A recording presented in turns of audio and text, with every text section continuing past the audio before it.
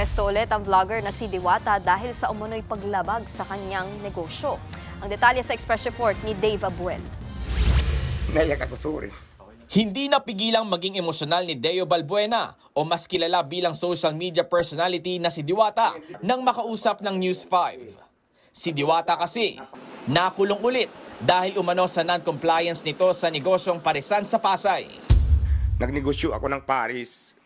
Tapos isang araw, dahil sa negosyo ko, makukulong ka na lang. Parang napaka-unfair kasi wala naman akong ginagawang masama.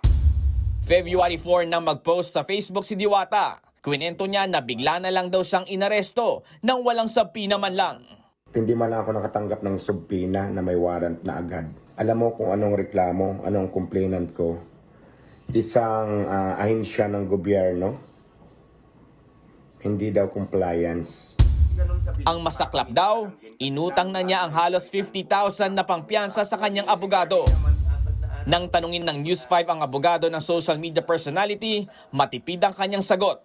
May kinalaman daw ito sa business registration ng Parisan na kinakailangang rekisito ng Republic Act No. 11199 o Social Security Act of 2018.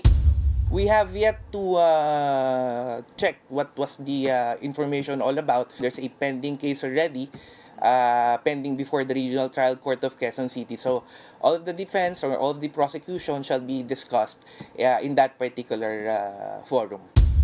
Umaasa naman si Diwata na malalagpasan niya ang pagsubok na ito. Nakatakda siyang dumalo sa arraignment ng kaso sa mga susunod na linggo. Noong 2024, inaresto rin si Diwata sa kanyang kasong slight physical injuries na inihain noong 2018 matapos umano niyang saktan ng isang construction worker sa Pasay. Nagbabalita mula sa Frontline, Dave Abuel, News 5. Mga kapatid, Nikki de Guzman po. Para sa pasada ng mga rumaratsyadang balita, mag-follow at mag-subscribe na sa social media pages ng News 5.